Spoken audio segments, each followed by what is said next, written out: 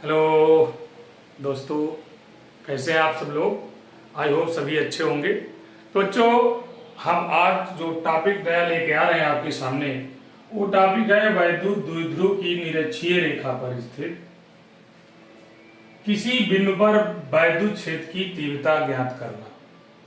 बच्चों, फिजिक्स का ये टॉपिक है। इसके पहले वाले वीडियो में आपने देखा होगा कि मैंने आपको अक्षीय स्थित पर स्थित किसी बिंदु की वैद्युत क्षेत्र की तीव्रता का सूत्र का डेरिवेशन किया था, और वो आप लोगों को अच्छा लगा होगा, ये उम्मीद रखता हूँ।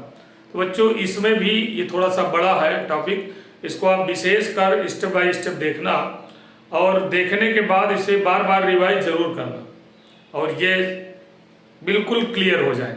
बच्चों, जो नए हो हमारे वीडियो में, वो अवश्य रूप से मेरे चैनल को सब्सक्राइब कर लें, जिससे मैं जैसे ही कोई वीडियो डालता हूँ वो तुरंत आपके यहाँ नोटिफिकेशन के थ्रू आपको सूचना दे देगा, और आप उसे देखकर अपनी तैयारी और अच्छी कर सकते हैं। तो बच्चों, आइए चलते हैं, क्योंकि ये बड़ा है टॉपिक, ये बहुत ज़्यादा बड़ा भी ना होना चाहिए। इसको बहुत जल्दी और सीरियसली मोड में लीजिए। तो बच्चों देखिए, मान लेते हैं कि एक द्विध्रुव जो हमारा डाइपोल है, इलेक्ट्रिक डाइपोल, वो मान लीजिए ये है, ये कोई इलेक्ट्रिक डाइपोल। इलेक्ट्रिक डाइपोल हमारा ये है, इसका बिंदु कोई एक बिंदु ए है, या हम मान ले एक बिंदु बी है, ये बी बिंदु है और ये ए बिंदु है। बिंदु बी पर पॉजिटिव चार्ज है और बिंदु ए पर निगेटिव चार्ज है, या फिर आप निगेटिव चार्ज बी पर ले लेते हैं और पॉजिटिव चार्ज ए पर ले लेते हैं। बच्चों, इस पर कोई बिंदु कुछ दूरी पर, यहां पर इसके मध्य बिंदु के जस्ट सामने सीधी रेखा में है, ये मध्य बिंदु है। ए बी का कोई मध्य बिंदु ओ है, इसके सामने कोई बिंदु पी स्थित है। तो बच्चों, पी बिंदु पर हमें वैद्युत क्षेत्र की तीव्रता ज्ञात करना है। हम जो बना रहे हैं चित्र, इसी के माध्यम से लिखेंगे। माना कोई द्विध्रुव यानी वैद्युत द्विध्रुव हमारा ए बी है, ए बी है, जिसके बिंदुओं पर आवेश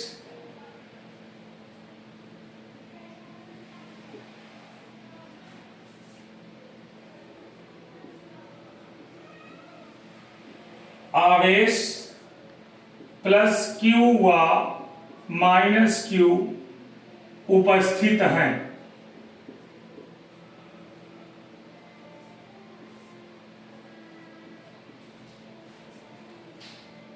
आवेशों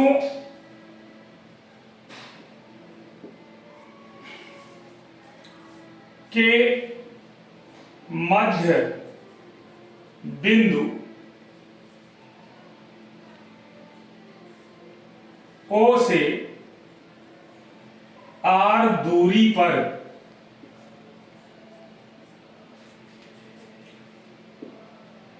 निरक्षीय स्थिति में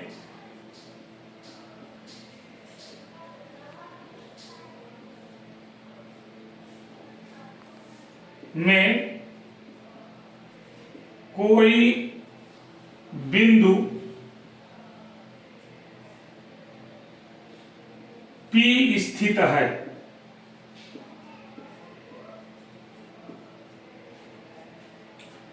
जिस पर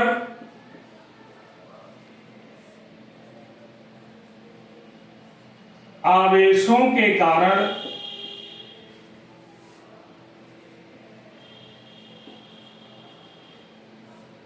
उत्पन्न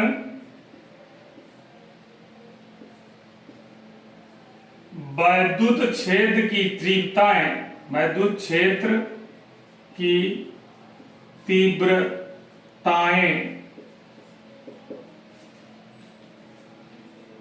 क्रमशः E1 व E2 हैं और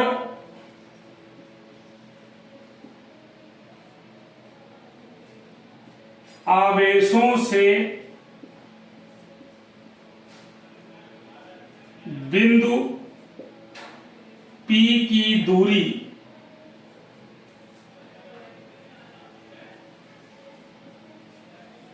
अंडर रूट L स्क्वायर पर R प्लस R स्क्वायर है।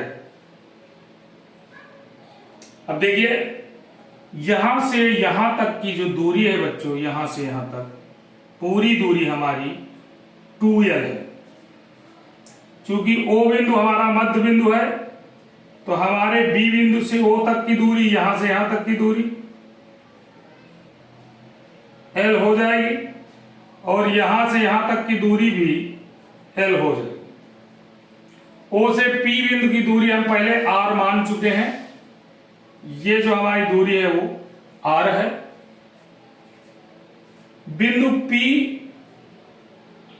B के कारण P पर लगने वाला जो हमारा वैद्युत क्षेत्र की इसकी दूरी है ये आपकी हो जाएगी L square plus R square under root के अंदर। इसको हमें अभी निकाल के बताते हैं कैसे हो जाएगी। अब बच्चों इसमें लगने वाला चुंबकीय क्षेत्र की जो तीव्रता होगी इधर को निगेटिव आवेश की ओर लगेगी। निगेटिव आवेश इधर है बिंदु A की तरफ, इसको हम मान लिए हैं E2। ये देखिए E2 मान लिए और इससे बिंदु A से इसकी दूरी जो होगी यहां से बिंदु A से इसकी जो दूरी है ये दूरी ये भी under root L square plus R square होगी। और बच्चों इसका जो चुंबकीय क्षेत्र की तीव्रता लगने वाली P बिंदु पर इसके कारण लगने वाली जो तीव्रता होगी वो इधर को होगी, उसका नाम हम E1 रखाएंगे। इतना समझ में आ गया होगा। इसके बाद हम इसका जो परिणामी क्षेत्र की तीव्रता निकालेंगे वो E हो जाएगी।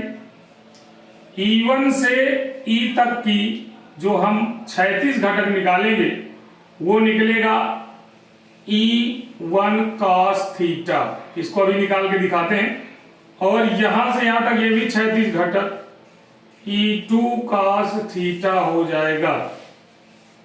अब बच्चों अगर हम इसी लंब को आगे बढ़ा दें, ये आपका लंब बढ़ जाएगा तो यहां से यहां तक ये आपका लंब आ गया नीचे, इधर को और इधर को। अगर हम इसको मिला दें तो ये बच्चों बन जाएगा E1 sin थीटा, लंबवत घटक हो जाएगा। और बच्चों यहां से अगर इसको मिला दें तो ये बन जाएगा E2 sin थीटा।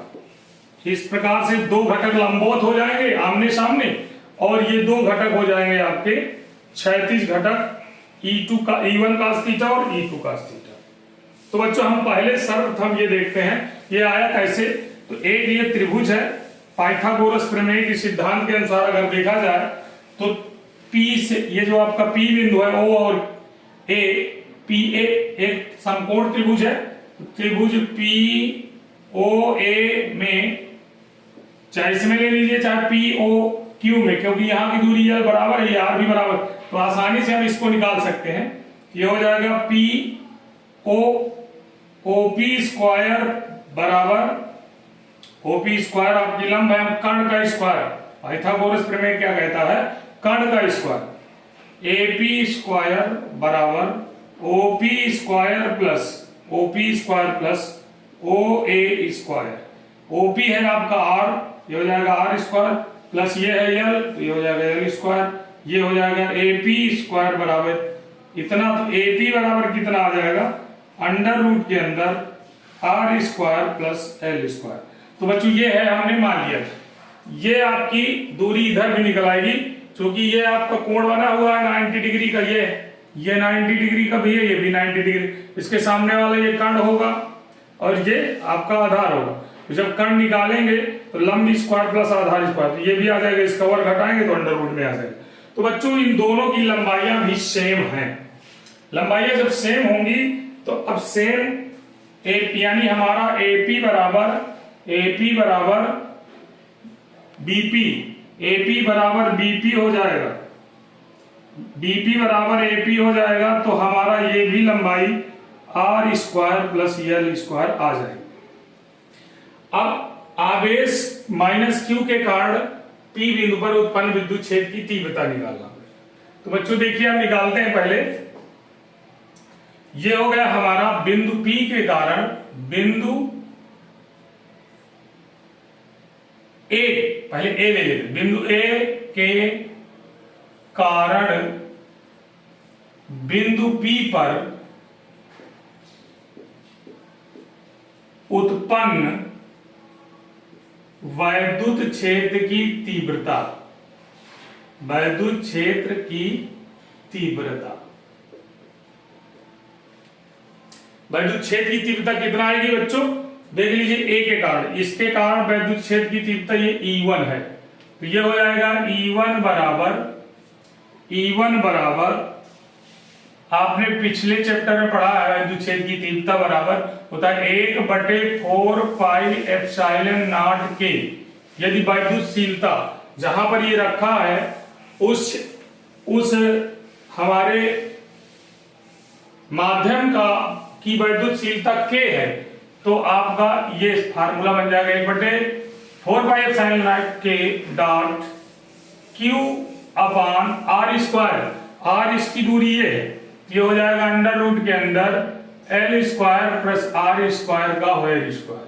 आप इसका होयर स्क्वायर लगा तो अंडर रूट हट जाएगा, तो E1 बराबर 1/4 पाई एप्सिलॉन नॉट के डॉट क्यू अपान ये हो जाएगा L square plus R square. Equation number first.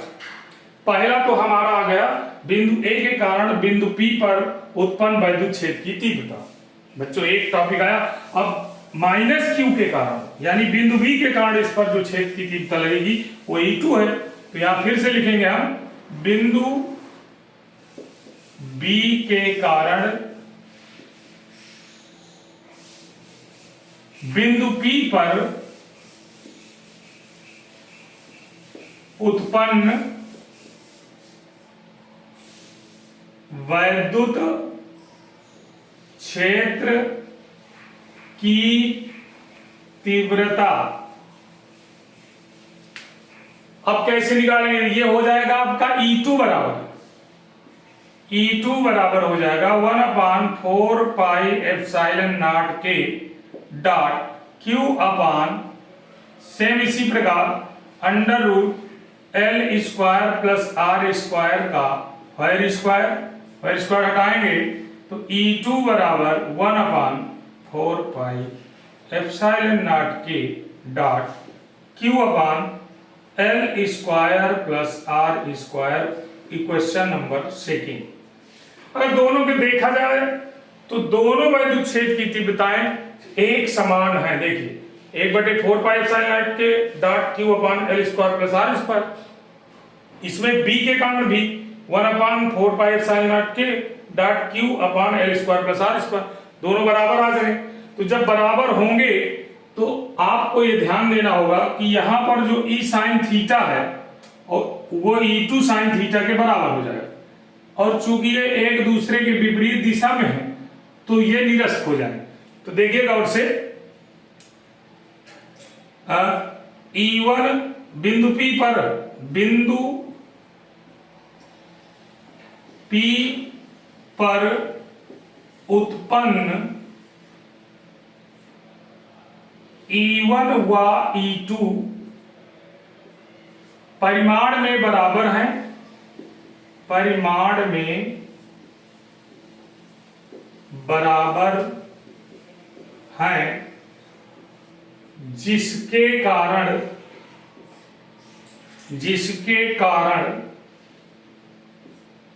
लंबवत घटक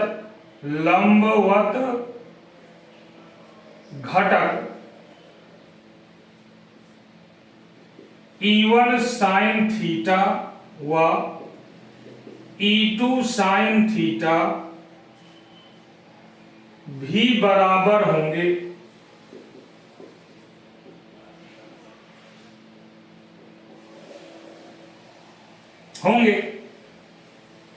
जबकि ये एक दूसरे से विपरीत दिशा में है, विपरीत दिशा में होने के कारण स्वतः निरस्त हो जाते हैं।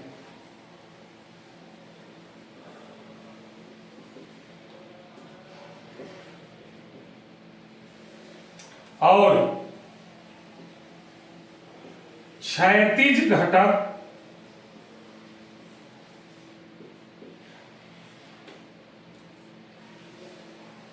E1 cos थीटा व E2 cos थीटा एक ही दिशा में है, जो आपस में जुड़ जाते हैं।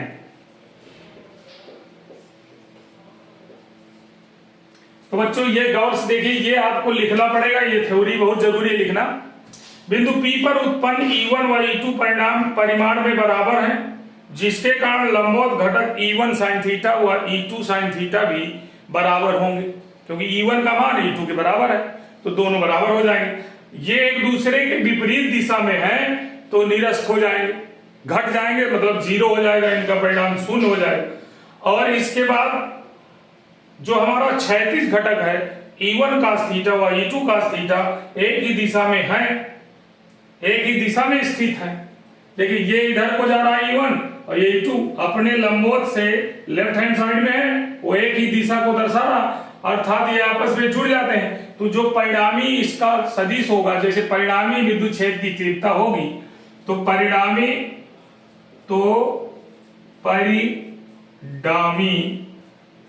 वैद्युत क्षेत्र की तीव्रता,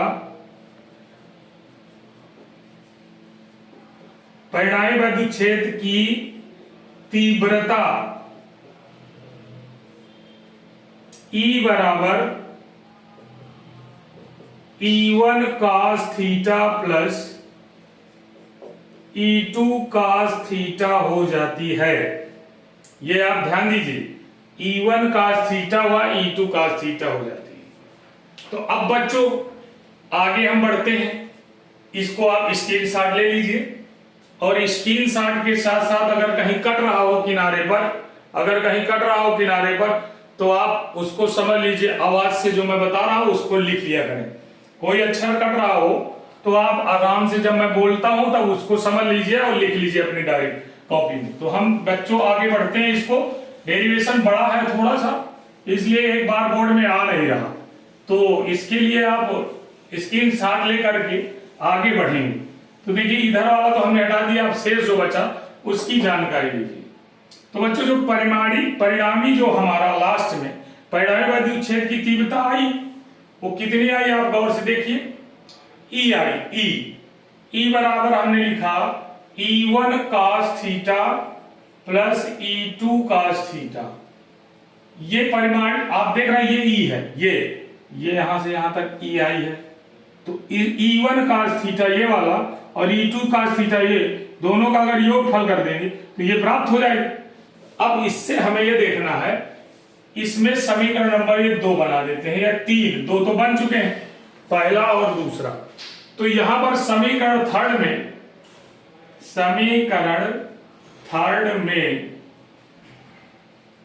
E1 व E2 का मान रखने पर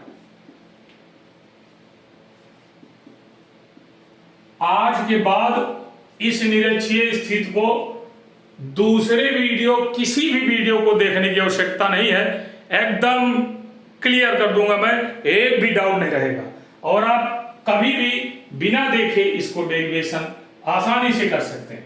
तो बच्चों देखो ये है E बराबर E1 की वैल्यू वहां पुट अप देखिए 1/4 पाई एप्सिलॉन नॉट के डॉट Q/L² प्लस R²। हम उठा के रख दें 1/4πε0 डॉट, आगे देखिए Q अपान लिखा है L square plus R square, और इसमें cos थीटा भी लगा तो हम यहां पर cos थीटा भी लगा देंगे प्लस। अब उधर देखिए दूसरा समीकरण E2 की वैल्यू दी है 1/4πε0 डॉट, वो लिखा हुआ है आपका Q अपान R square plus L square. आप इसको पहले लिख सकते हो, इसे बाद में, इसे पहले लिख देंगे, इसे बाद में, कोई फर्क नहीं पड़ता।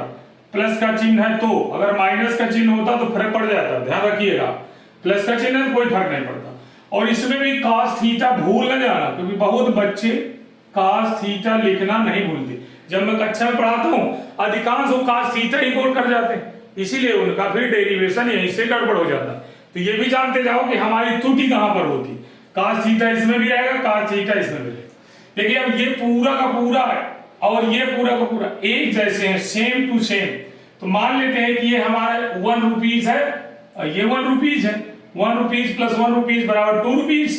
तो हम दोनों को मिलाकर 2 रुपीज लिख सकते हैं, यानी E बराबर क्या लिखेंगे 1/4πε0 डॉट, दो का हम यहां गुणा कर लें 2Q अपान L square plus R square cos theta.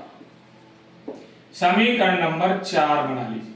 बच्चों समीकरण वाइज बनाएंगे तो कभी भूलेगा नहीं, समीकरण नंबर अगर बनाएंगे तो बिल्कुल भूल नहीं सकता। अब बात आती है कि अगर हम cos थीटा का मान रख दें तो बच्चों गौर से देखिए, मान लो ये कोण बन रहा है तो इससे हम cos थीटा का मान निकाल, और चाहे ये भी कोण बन रहा है, ये दोनों त्रिभुज आपस में बराबर है, POA बराबर POB, दोनों बराबर है, इसलिए ये और ये वैल्यू निकाली गई थी। तो हम यहां लिख लें त्रिभुज POA में cos थीटा बराबर, ये थीटा अंश का कोण बन रहा है, गौर से देख लीजिए, cos थीटा बराबर होता है आधार बटे, ये आप गौर से देखिए cos थीटा बराबर आधार बटे कर्ण, ये आपका थीटा नहीं, ये कोण है थीटा 90 डिग्री का समकोण है, ये समकोण त्रिभुज इसमें। तो cos थीटा बराबर हो जाएगा आधार बटे कर्ण, आधार इसका OA है, आधार क्या है बच्चों OA बटे कर्ण क्या है इसका AP, ये गौर से देखिए A से P तक AP। तो इसकी वैल्यू पुटअप कर लीजिए, L अपान नीचे क्या है आपका उधर अंडर रूट के अंदर L square plus R square. तो बच्चों cos थीटा की जगह पर हम वैल्यू पुटअप कर सकते हैं समीकरण 4 में। तो देखिए वैल्यू पुटअप करके क्या आता है, cos थीटा बराबर ये हो गया E बराबर 1/4πε0 डॉट 2Q अपान L square minus R plus R square. फिर इस बार cos थीटा की वैल्यू रखना है L अपान अंडर रूट के अंदर L square plus R square, ये रख दिया बच्चों। अब हमको इसको आगे कैलकुलेट करना है, L का इसमें गुणा कर दें और इसका गुणा इसमें कर दें, तो ये हो जाएगा आपका 1/4πε0 डॉट या गुणा 2QL upon L square plus R square एक ब्रैकेट में, दूसरे ब्रैकेट में L square plus R square, under root को हटा दें तो 1/2 इसकी घात लगा दी है। अंडर रूट की वैल्यू क्या होती है 1/2, आप जानते हैं अंडर रूट जिसमें लगा, जैसे अंडर रूट A लिखा है तो हम यहां लिख देंगे 1/1/2। इसी प्रकार इस पूरे ब्रैकेट के अंदर जो लिखा हुआ है उसके अंदर अंडर रूट है तो हमने 1/2 पूरे की घात लगा ली। क्लियर हो गया। अब आगे बढ़ते हैं बच्चों, हमें थोड़ा सा और मिटाना पड़ेगा, फिर आगे हम इसको करेंगे। तो देखिए इधर वाला आपको एक बार फिर से अगर लेना चाहते हैं तो ले सकते हैं इसमें, स्क्रीनशॉट ये लीजिए, हम इसको पूरा मिटा दे रहे हैं। आराम से देखिए, अब उधर वाला आपके समझ में आएगा, इधर वाला जो शेष बचा है इसको मैं क्लियर कर दे रहा हूं।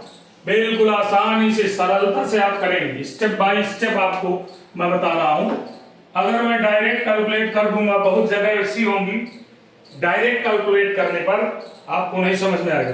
तो देखिए अब क्या करते हैं, ये और ये दोनों ब्रैकेट के अंदर की चीजें एक समान है, तो इसकी घात हम मान लेते हैं कि 1 है, तो इसकी घात और इसकी घात प्लस हो जाएगी। आपने देखा होगा कहीं भी मैथमेटिशियन अगर बच्चे हैं, 1 पावर m गुणे 1 पावर n है, तो a बराबर हो जाएगा m प्लस n, दोनों की घातें आपस में जुड़ जाती है। क्लियर है? अब हमको क्या करना, e बराबर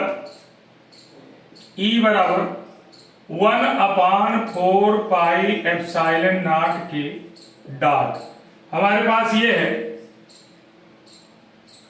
2ql बटे, हमारे पास नीचे आ गया l square plus r square, और घातें इनकी क्या थी, 1 एक में थी, अब प्लस 1 बटे 2 कर लेंगे, तो एलसीएम लेंगे 2 बराबर 1 प्लस 2 प्लस 1 बराबर 3/2, ये हो जाएगा। तो हम इसमें घात क्या लिख दें, 3/2, ये घात लिखी दी जा सकती, लिखी जा सकती। अब बच्चों हमने देखा था कि डाइपोल द्विध्रुव घूर्ण, डाइपोल मोमेंट P बराबर 2L गुणे Q हमने देखा था, ये हमको पता है, ज्ञात है, चूंकि P बराबर 2 यानी लंबाई गुणे स्फरावेश, द्विध्रुव घूर्ण के बारे में मैंने बताया पिछले वीडियो में, आप देख सकते हैं उसमें अच्छी स्थिति वाले। तो P बराबर 2L मल्टीप्लाई Q होता है, तो हमारे पास यहाँ पर देख रहे हो 2QL लिखा है, अर्थात 2LQ है, तो इस पूरे को हम चेंज कर दें कहे में, P में, इसलिए हम P रख दिया जाए। तो ये हो गया E बराबर 1/4 पाई एप्सिलॉन नॉट के डॉट P अपान, ये हो गया L square plus R square के घाते आप लिख देंगे 3/2। अब बच्चों ये समीकरण नंबर 5 मान लीजिए बन गया।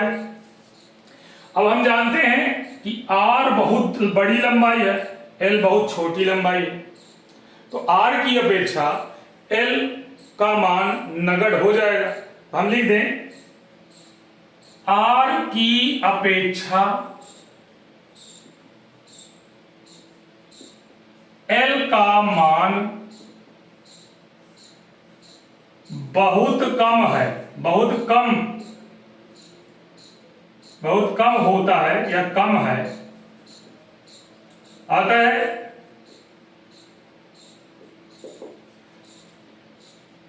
R is less than L, double less than कर सकते हैं, और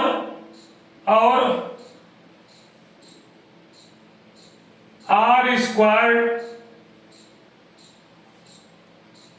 की जगह L स्क्वायर का मान नगण्य होगा या नगण्य होगा, नगण्य होता है। इस कंडीशन में L स्क्वायर को 0 मान लिया जाता है।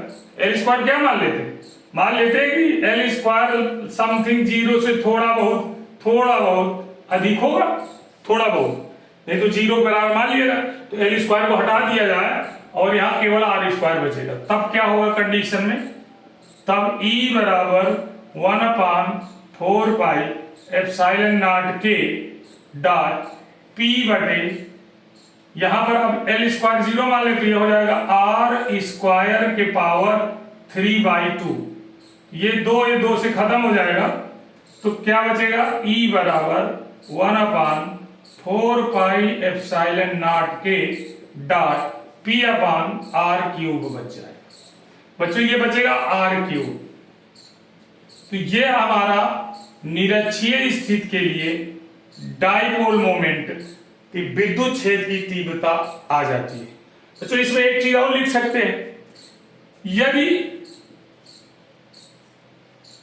माध्यम